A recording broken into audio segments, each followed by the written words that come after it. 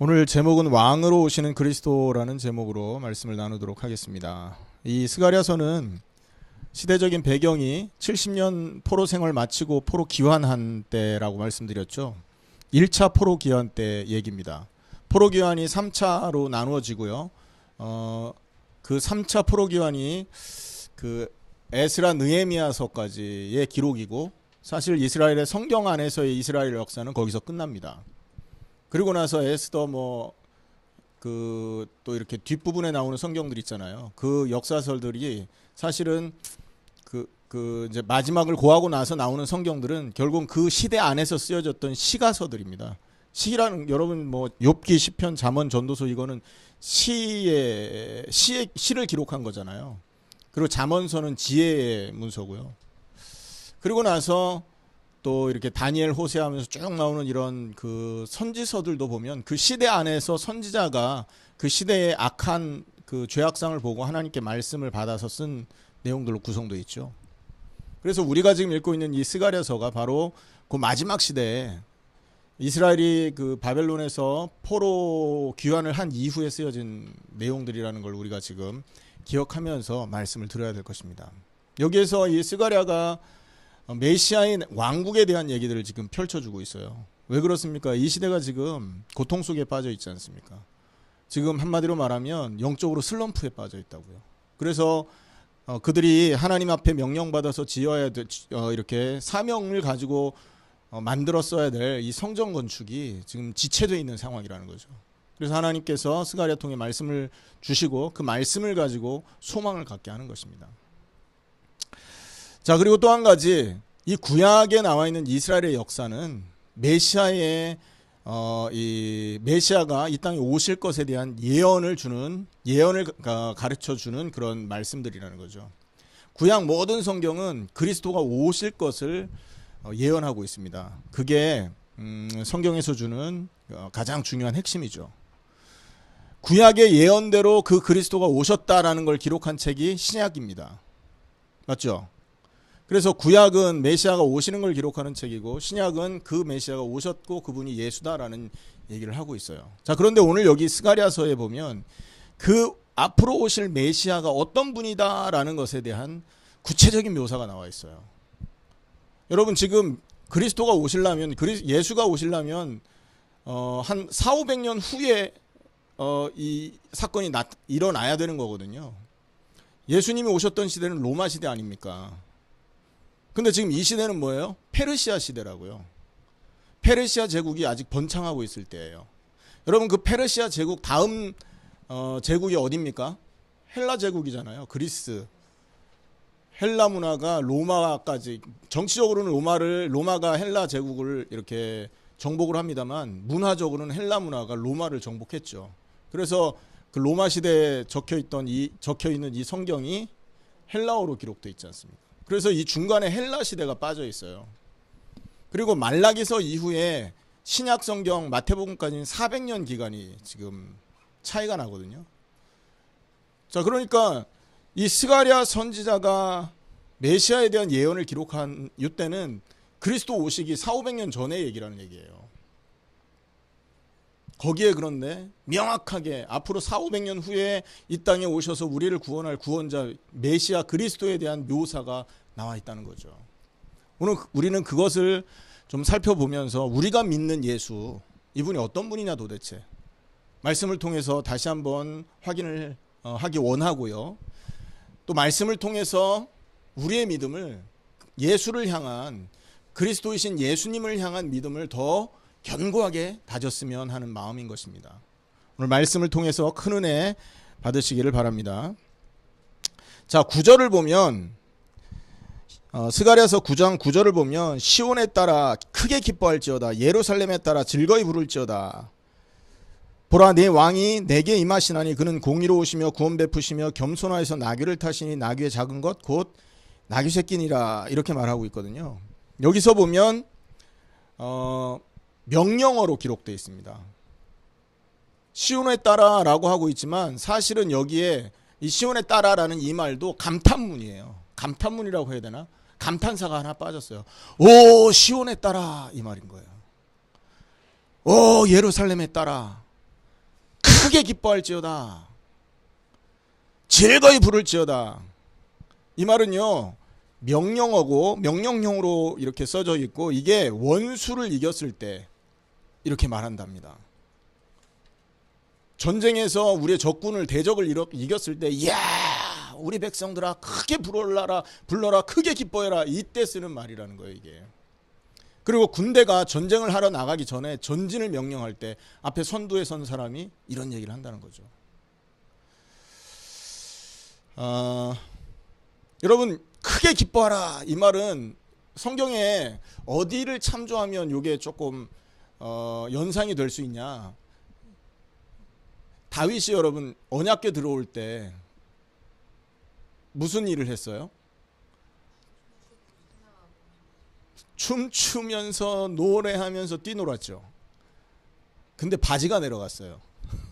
얼마나 심하게 뛰었으면 왕이 채통 없이 바지가 벗겨지는데도 그거 상관없이 노래를 한 거야. 그걸 옆에서 보고 있던 그 아내 미갈이 욕하다가 그 하나님 앞에 진노를 받지 않습니까? 왕이 채통도 없이 그런다면서. 얼마나 기뻤으면 바지 내려가는 줄도 모르고 하겠습니까? 여러분, 요런 느낌, 요런 기분을 볼 수 있는 데가 어디냐? 가수들 콘서트장이에요. 옛날에 60년대 70년대 이럴 때 유명한 가수들 한국에 이렇게 오면 여자들 옷 벗어 던지고 난리를 쳤다잖아요. 최근에도 그렇습니다. 아이돌 가수들이 앞에서 노래하면요, 여자들 정신 못 차린다 하더라고요. 물론 여자 가수들이 군대 가면 남자들 정신 못 차립니다. 그때 환호성을 한번 생각해 보세요. 여러분, 근데 여기 예수님이 오시는 시온의 왕이 나귀를 타고 들어오시는데 너희는 이렇게 기쁘게 불러라 라는 말을 하고 있는 거죠. 근데 여러분 생각해 보면 지금 우리가 기뻐하는 그 기쁨의 내용과 이 그리스도가 나귀를 타고 오실 때 기뻐라 명령하는데 그 기쁨의 내용은 천지 차이라는 거예요. 왜 기쁩니까? 여러분, 가수를 만났을 때 기쁨은 우리를 그냥 즐겁게 해주고 우리를 잠시 위안을 주기 때문에 그런 거 아니겠어요? 하지만 그리스도의 나타나심은 그거하고 비교될 수 없는 기쁨이라는 거예요. 우리가 오늘 그 기쁨을 회복해야 될 줄 믿습니다. 자, 왜 기뻐해야 되느냐? 9절에 보면 네 왕이 임하기 때문에 그렇다라고 말하고 있어요. 여기서 네 왕은 여러분 기억하십니까? 이사야 9장 6절에 예언된 그 왕, 우리 한번 찾아볼까요? 예전에 우리가 말씀을 통해서 살펴봤던 내용인데, 이사야 9장 6절에 이렇게 나와 있죠. 이는 한 아기가 우리에게 낳고 한 아들을 우리에게 주신 바 되었는데 그 어깨에는 정사를 메었고 그 이름은 기묘자라 모사라 전능하신 하나님이라 영존하시는 아버지라 평강의 왕이라 할 것임이라, 이렇게 말하고 있죠. 그 어깨, 한 아들을 우리에게 주셨고 그 어깨에 정사를 맺고 이름은 기묘자요 모사요 전능하신 하나님이요 영존하시는 아버지요 평강의 왕이라 할 것이다. 할렐루야. 그 예언한 왕이 오실 것이니까 어떻게 해라? 기뻐하고 즐거워하라, 이 말이에요. 그 왕이 오실 것이니까 즐거이 불러라, 그 말씀을 하고 있는 거죠. 여기에 보면 이 왕이, 네 왕이 임할 거다, 이 말이 이사야 선지자의 예언한 그 왕이요 미가 선지자가 예언한 그 왕이라는 거예요. 미가서 여러분 2장 3절도 같이 한번 볼까요? 미가서입니다. 미가서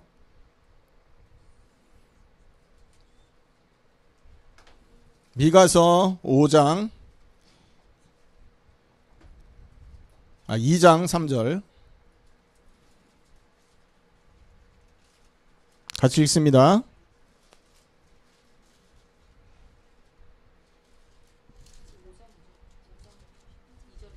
잠깐만요.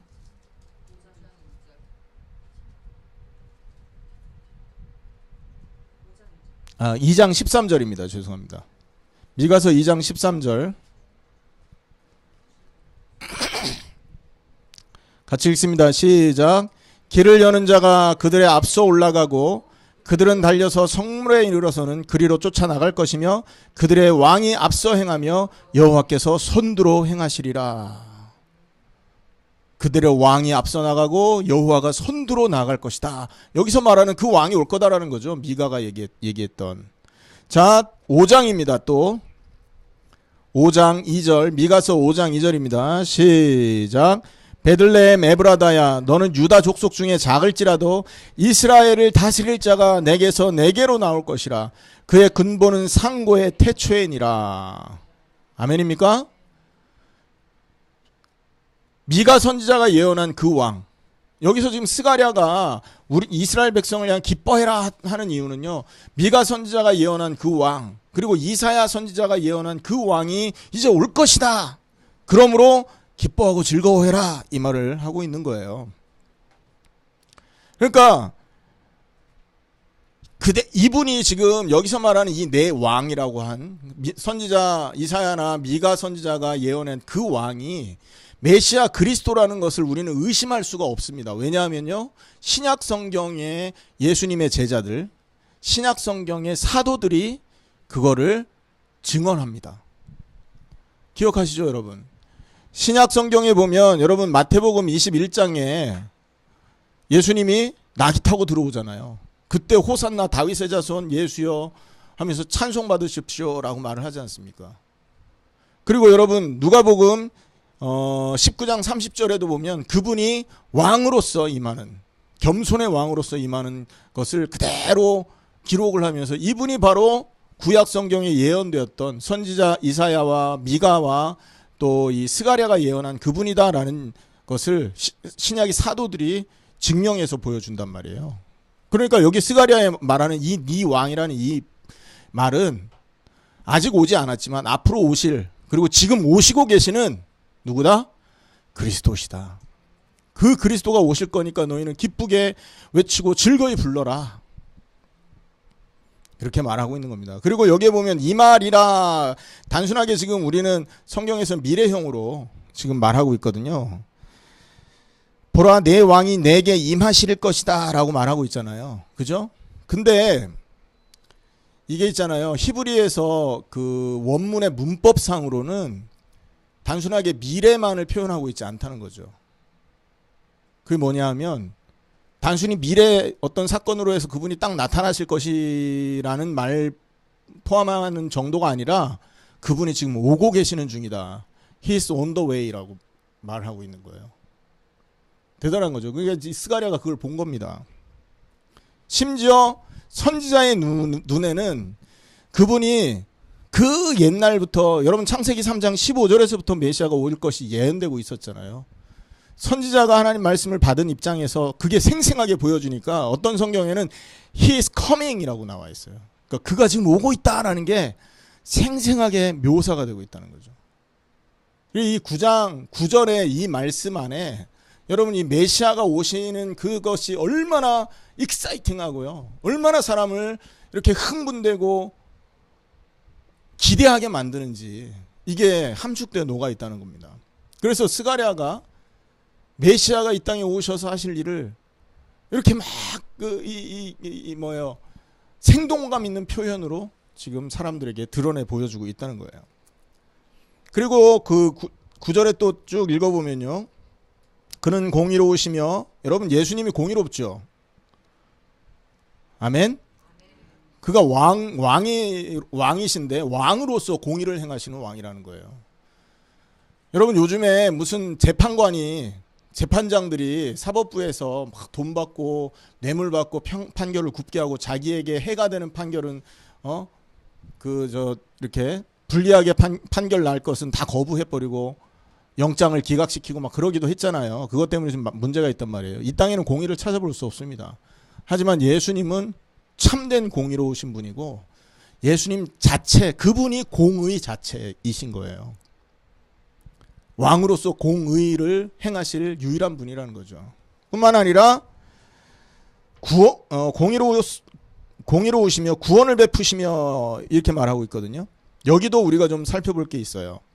이 구원을 베푼다라는 이 말은요, 원래 이 그 구원을 뜻하는 단어 야사라고 하는데 그 뜻이 deliver라는 뜻도 있고 save라는 뜻도 있고요. 또 give a victory라는 뜻도 있다고 합니다. 그 승리를 가져다 준다라는 뜻도 갖고 있는 단어라는 거예요. 그래서 우리 성경 지금 우리가 가지고 있는 NIV나 한글 성경에는 그는 구원을 베푼다라고 해석을 했지만 그 영어 버전 다른 성경에는 있잖아요. RSV라든지 NB 버전이라든지 이런 성경에 보면 그는 승리했다라고도 말을 한다고 합니다. 그러니까 이 해석이 여러 가지 다양하게 해석을 할 수 있고 문자적으로는 그가 구원받았다, 구원을 베풀었다라고 하기보다는 그가 구원받았다라는 말로 직역하기도 한다고 해요. 여러분 구원을 받는다라는 말과 구원을 베푼다는 말은 입장이 다른 거잖아요. 수동태고 능동태로 바뀌어지는 거 아닙니까? 자, 그런데 여기서 만약에 그는 구원을 받았으며 라고 해석을 하면 이게 뭘 의미하게 되느냐 하면 바로 십자가를 의미하게 되는 거예요. 여러분 예수님이 십자가에서 잠시 동안이지만 하나님께 버림받았잖아요. 그죠? 그리고 예수님이 십자가에 달리실 때 뭐라고 말했습니까? 하나님 앞에서 주여 왜 나를 버리십니까? 하면서 엘리 엘리 라마 사막다니 외쳤거든요. 그리고 기도할 때 나를 구원하소서 말씀하시잖아요. 그 언약대로 하나님이 예수님을 구원하셨다고요. 왜? 예수님은 죄가 없는 것을 하나님이 인정하셨기 때문에. 무덤에 머물렀지만 그가 영원히 무덤에 머무르는 죄인이 아니었다라는 것을 하나님이 아셨기 때문에 그를 다시 부활시키잖아요. 그게 구원이라고 하는 거예요. 그래서 예수님이 구원을 베풀었다. 여기서 그 겸손의 왕으로 오시는 그분이 우리에게 구원을 베푸셨다 말을 했는데 사실 이 구원을 베푸실 수 있었던 거는 우리에게 이렇게 구원을 베푸실 수 있었던 것은 먼저 그 자신이 하나님께 구원을 받았기 때문에 가능했던 거죠. 그리고 우리의 구원은 예수님이 받으신 그 구원 때문에 허락되는 은혜라는 거예요.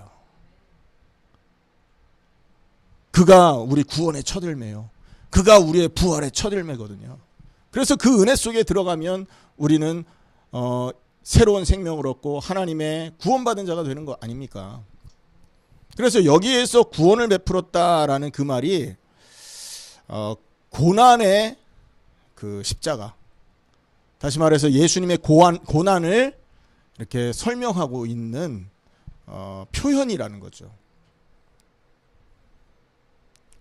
기억하시길 바랍니다. 자, 그런데 한번 생각해 보세요. 이 9장 9절의 이 예언이 나중에 신약에 와서 그대로 성취됐단 말이에요. 그죠? 얼마나 놀랍습니까? 하나님이 가르쳐 주시고 예고하신 그 사건이 우리의 역사 속에 실제로 일어납니다. 그 예언이 완성되고 성취되게 하시려고 하나님이 여러분 왕을 움직이고 역사를 움직이고 많은 관리들을 움직였다는 기록들이 여러분 성경에 나와 있잖아요. 맞죠? 별이 움직이기도 하고 동방박사가 움직이기도 하고 그 당시 헤롯 대왕이 여러분 호적을 내리기도 하고 호적명을 내리기도 하고 막 그러지 않습니까? 이게 하나님의 예언을 성취하기 위한 과정들인 거거든요. 그리고 여러분 하나님께서 예언을 성취하기 위해서 누구를 움직이십니까? 헤롯 대왕을 움직여갖고 2살 아래 아이들 다 죽이라고 하지 않습니까? 그래서 예수님이 태어나셨을 때 애굽으로 도망가기도 하고 막 그러지 않습니까? 예언된 말씀이 그대로 성취되는 거예요. 여기서 한 가지 재밌는 얘기가 있거든요. 여러분 우리가 지난주에 읽었던 말씀인데 8절에 보면 9장 8절에 내가 내 집을 둘러 진을 쳐서, 그러니까 하나님이 이스라엘을 둘러서 진친단 말이죠. 보호하신단 말이죠. 적군을 막아 거기 왕래하지 못하게 할 것이다. 이렇게 말하고 있죠. 요 8절의 배경이 굉장히 재밌는 배경이 있습니다. 여러분 우리가 지난주에 두로 시돈의 심판이라는 제목으로 말씀 나눴단 말이에요. 두로가 가지고 있는 하나님이 미워하는 지혜, 그걸 가지고 교만해져서 하나님께 징계를 받았다. 처음에 그들이 그 멸망받았지만 피난을 해서 신두로를 건설했잖아요. 그 바다에서 1마일 정도 떨어진 섬에다. 그래서 느부갓네살 왕의 침공도 막고 막 그랬단 말이에요. 그리고 그 힘을 보면서 주변에 있었던 나라들이 에그론이라든지 블레셋 나라들이 소망을 삼았거든요. 자, 그런데 여러분 페르시아가 망하고 나서 누구한테 망합니까? 이 페르시아가 그리스 왕, 세계 최고의 영웅 알렉산더한테 망했단 말이에요. 그 알렉산더가 딱 쳐들어왔을 때 두로가 완전히 무너지지 않습니까? 맞죠? 그걸 보고 소망을 삼고 있던 그 에그론 사람들이 이제 포기하게 되는데 요때인 거예요. 요때 어떤 일이 벌어졌냐? 두로가 무너집니다. 그리고 이 알렉산더의 막강한 군사력을 가지고 팔레스틴 전체 지역을 싹 이렇게 무너뜨리고 있었을 때인 거예요. 그리고 이 가사가 마지막 가사 그 블레셋 그 동네 아닙니까? 거기가 무너지고 그 다음이 어디냐? 예루살렘인 거예요. 근데 희한하게 하나님이 이스라엘 백성에게 기도를 하게 시킨 거예요. 그때. 그래서 알렉산더 대왕이 쳐들어올 때 유다 사람들이 하나님 앞에 기도하기 시작한 겁니다. 근데 그 기도하는데 꿈에 하나님의 말씀이 임했대요. 제사장을 앞세우고 알렉산더를 그 왕을 거부하지 말고 그에게 대항하지 말고 문을 열고 그를 맞이해라. 그리고 너는 깨끗한 옷을 입고 제사장복을 입고 모자를 쓰고 그에게 나가서 그에게 화친을 청해라. 말씀을 받은 거예요. 그래서 이스라엘 사람들이 그렇게 옷을 입고 알렉산더가 왜냐하면 이 사람들이 기억하십니까? 두로를 무너뜨릴 때 수천 명을 여러분 못 박아 죽이고 칼로 죽이고 남아있는 자들을 전부 노예로 팔아버리고 난리가 났었잖아요. 그러니까 자기에게도 그 유대에게도 이런 일이 벌어지면 안 되니까 기도했는데 하나님 그런 응답을 주신 거예요. 그래서 두렵고 떨리는 마음으로 제사장이요 제사장 목을 입고 머리에다가는 여호와의 이름 하나님의 이름을 쓰고 그리고 이렇게 알렉산더 대왕한테 나간 겁니다. 그때 백성들은 뒤에서 함께 기도하고 흰 예복을 입고 막 이렇게 긴장을 하면서 떨고 있었던 거예요. 궁전의 문을 알렉산더 대왕의 그 진영에 딱 들어섰는데 알렉산더가 보고 깜짝 놀라서 쫓아와서 그를 맞이합니다. 무슨 일인가 봤더니 그 전날 밤 알렉산더 꿈에 똑같은 게 나타난 거예요. 대제사장이 이렇게 예복을 입고 너에게 나올 거니까 그를 맞이해라 이렇게요. 그래서 알렉산더 대왕이 그 대제사장을 맞이해서 기쁨으로 이렇게 환영을 하고 그 여호와의 이름 모자에 여호와의 이름 하나님의 이름이라고 써 있는 거기에 입을 맞추고 그 유대 침공을 이렇게 하지 않은 거죠. 마무리를 지은 거죠. 그러면서 명령을 했답니다. 너희는 모세의 율법대로 하나님 섬기는 것을 지속해라.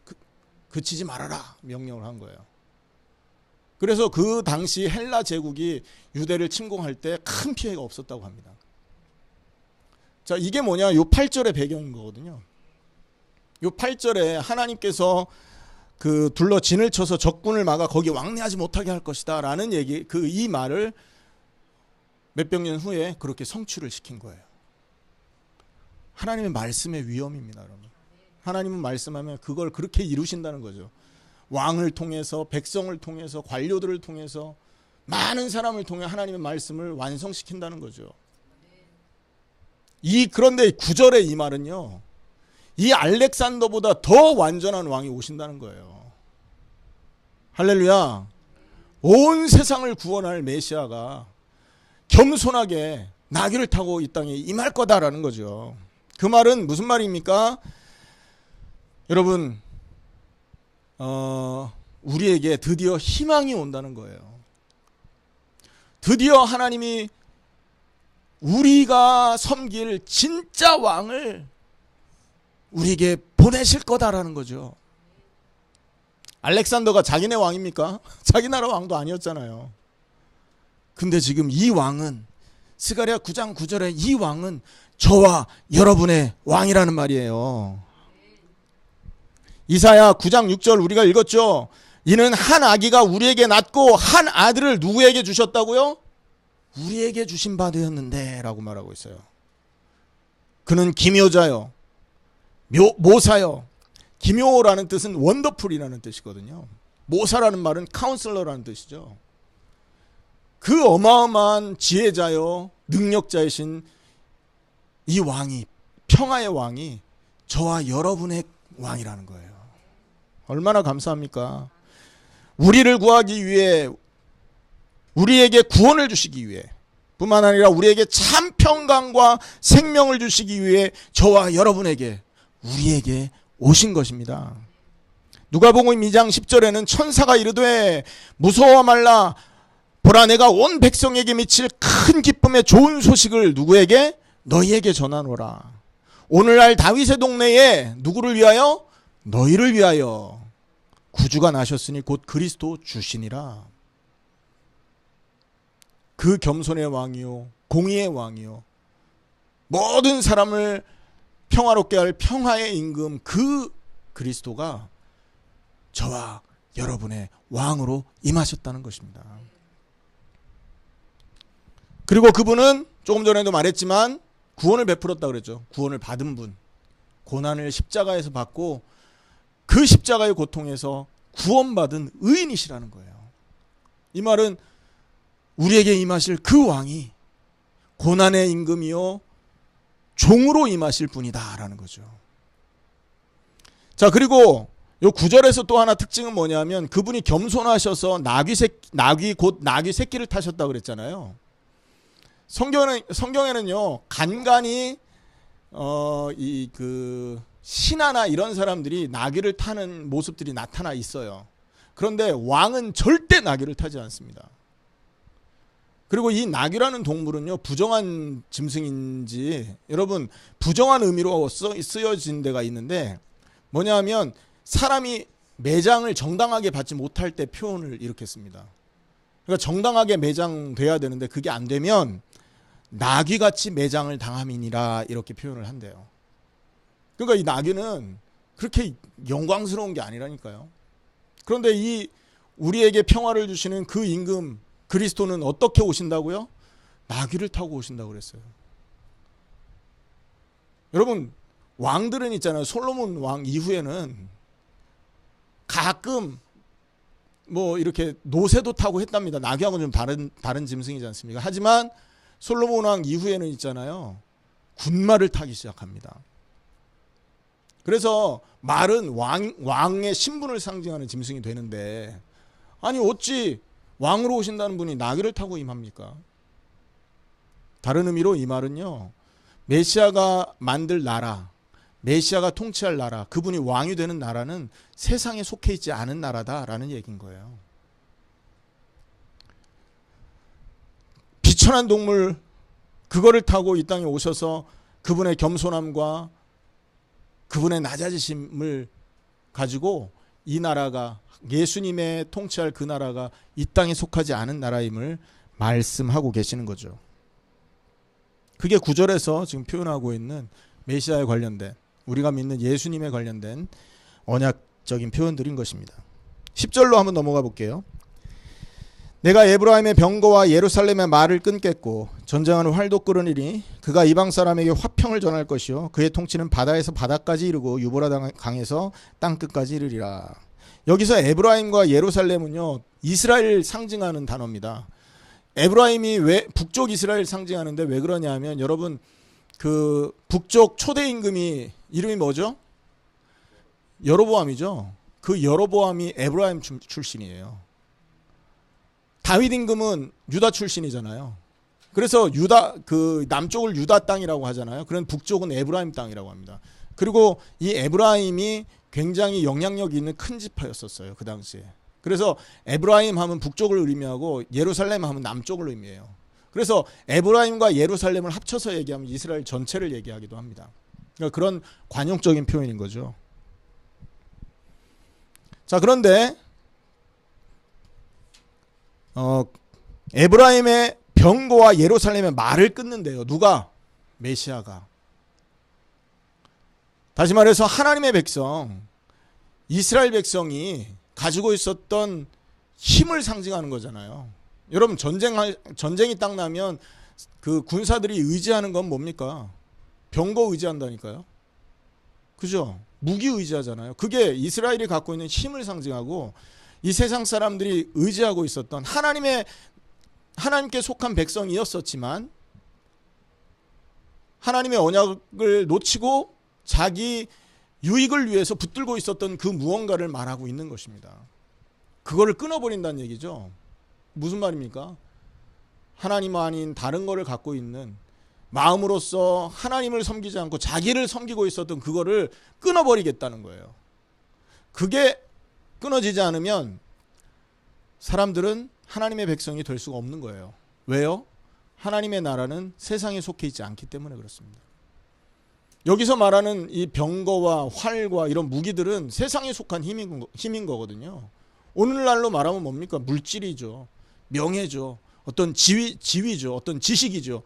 여러분, 이거를 포기하지 않으면 우리는 하나님 나라에 속할 수가 없는 것이 되는 거예요.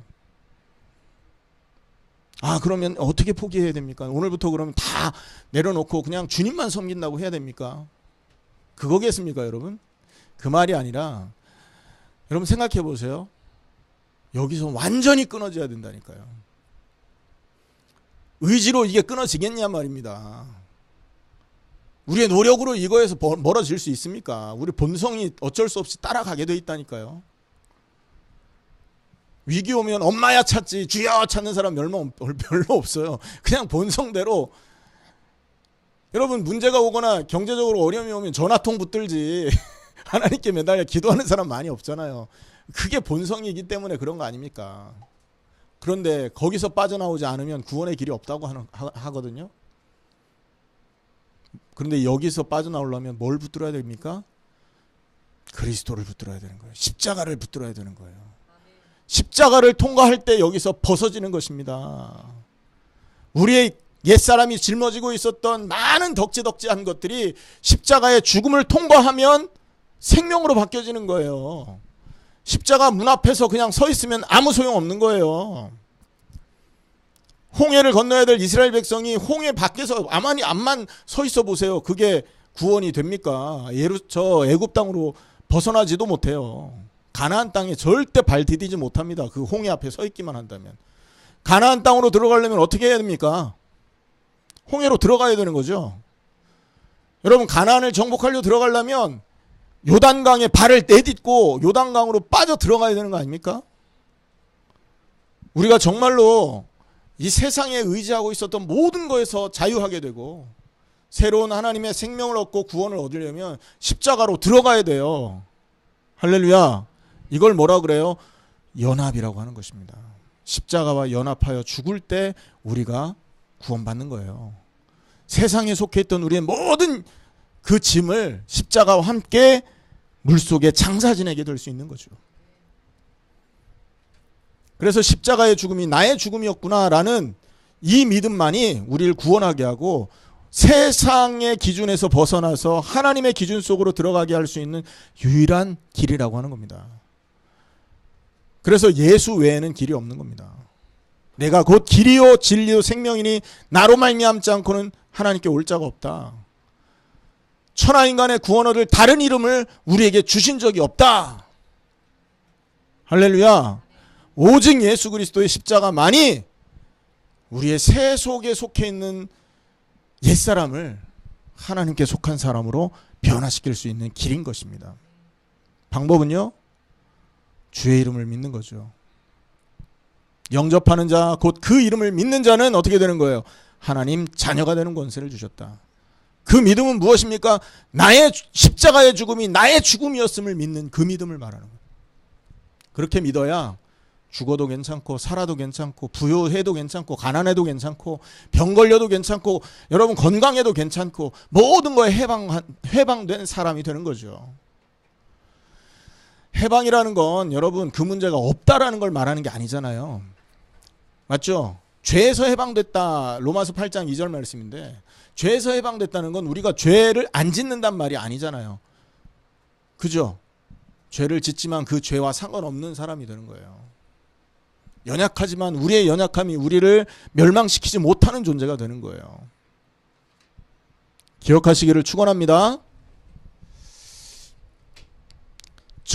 병거와 말과 활을 끊는다라는 의미가 그거를 말하는 거예요. 내가 의지하는 힘을 꺾어버려야 비로소 하나님의 나라에 속한 사람이 되는데 스스로는 안 되니 그리스도의 십자가를 통해서 끊어버리게 되는 거예요.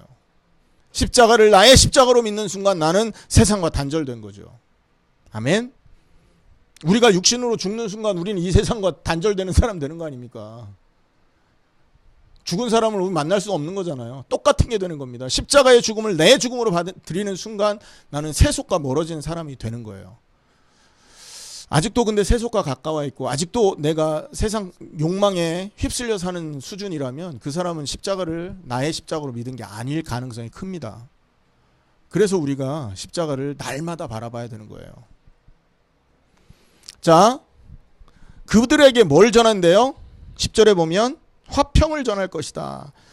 그가 이방 사람에게 화평을 전한다. 여러분, 이방 사람에게 화평을 전하는 것. 자, 그리스도의 십자가는 우리로 화평을 이루게 하는 것이고, 그리고 모든 세계 사람들에게 화평을 이루게 하는 겁니다. 누구와 화평하게 합니까? 하나님과 화평을 이루게 하죠. 십자가로 둘이 하나가 되게 하셨다. 에베소서 말씀이죠. 놀랍지 않습니까? 여러분, 이게 예수님 태어나시기 수백 년 전의 얘기라니까요. 수백 년 전에 이미 메시아가 오셔서 그리스도께서 십자가에서 이루실 그 일을 지금 표현하고 있는 겁니다. 이렇게. 그냥 읽으면 무슨 내용인가 잘 몰라요. 근데 이게 보면 이 말씀 속에 엄청난 십자가와 이 복음의 비밀과 은혜가 감춰져 있는 것이죠. 오늘 그 은혜가 저와 여러분에게 회복된 줄 믿습니다. 여기서의 이 십자가의 은혜는요, 보편성입니다. 모든 나라 사람들이 남녀노소 할 거 없이, 여러분 검은 사람, 흰 사람, 노란 사람 할 거 없이 모든 사람이 이 화평하게, 하나님과 화평할 수 있는 길이 열린다는 얘기고, 초월성을 의미합니다. 이 또 보편성이면서 초월성인데 모든 신분을 넘어서는 거예요. 귀한 자, 천한 자, 임금, 신하, 노예 할 거 없이 전부 하나님과의 화평을 말할 수 있는 거죠. 이게 여기서 그의 통치는 바다에서 바다까지, 그리고 강에서 땅끝까지 이르리라, 그렇게 말씀하죠. 그러니까 이게 신약적으로 말하면요, 이 십자가의 은혜가 예루살렘부터 시작해서 땅끝까지 증거되도록 예언되어 있는 것입니다. 너희는 가서 모든 족속으로 제자를 삼아라 말씀하셨죠. 그러니까 예수님의 그 말씀이 이 말씀의 성취인 거예요. 할렐루야. 물이 바다를 덮은 같이 여호와를 인정하는 것이 온 세상에 가득할 것이다. 그 말씀의 성취로 예수님이 오셔서 제자를 세우셨고 그 제자를 보낸 겁니다. 그 제자들의 사역을 통해서 저와 여러분이 2018년도에 예수 이름을 부르고 이 자리에 앉아 있을 수 있었던 것입니다. 그리고 하나님은 저와 여러분을 또다시 활과 무기로 삼아서 당신의 이름을 온 세상에 전달하는 일을 지금 이루시기 원하시는 거죠. 우리가 그 사람, 그 라인, 그 바톤을 받아든 것입니다. 얼마나 감사합니까, 여러분? 이방 그 사람들처럼 멸망 속에 빠져서 심판받아야 마땅할 저와 여러분이 은혜 자리에 부름받았고 그 은혜를 힘입어서 하나님의 이름을 온 세상에 증거하는 사람으로서 변화됐다는 것이잖아요. 얼마나 감사할 일입니까? 자,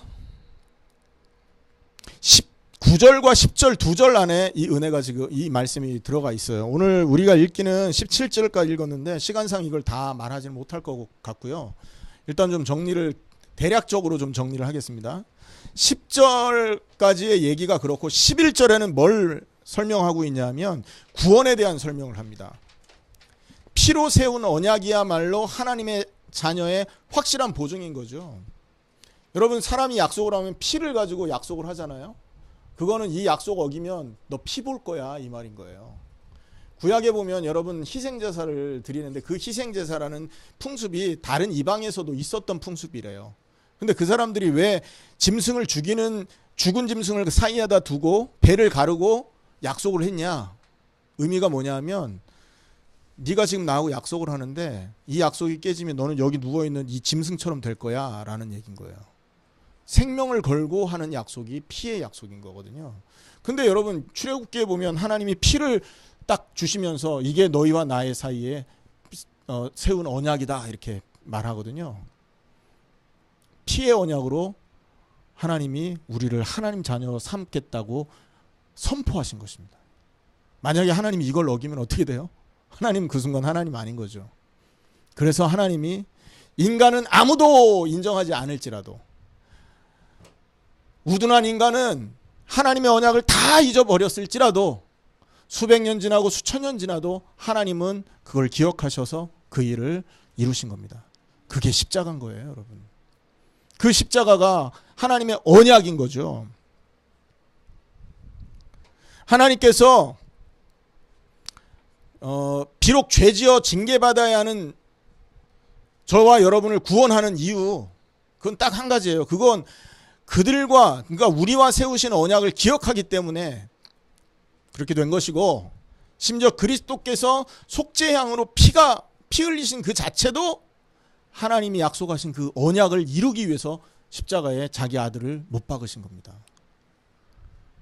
얼마나 감사합니까? 아무도 생각하지 않았었잖아요. 그래서 로마서 5장 8절에는 우리가 죄인 되었을 때 그리스도께서 십자가에 죽으심으로 하나님께서 우리에 대한 자기의 사랑을 뭐 했다? 확증하셨다. 죄인 되었을 때라니까요. 하나님을 알지도 못할 때 하나님이 일방적으로 하나님의 약속을 완성시킨 거예요. 그래서 이 하나님의 우리와 맺은 이 언약을 아는 사람은 그 은혜 속으로 이 직행으로 들어가게 되는 거죠. 고속도로 통해 들어가는 것입니다. 저와 여러분이 그 은혜 속에 속해 있는 사람인 줄 믿습니다. 그래서 내가 네 갇힌 자들을 물 없는 구덩이에서 놓았다라고 말하거든요. 여기 11절에 보면요. 구원을 말한다 그랬죠. 이게 저와 여러분이 물 없는 구덩이에 빠져 있는 겁니다. 여러분 물 없는 구덩이에 빠져 있으면 어떻게 됩니까? 조용히 말라 죽습니다.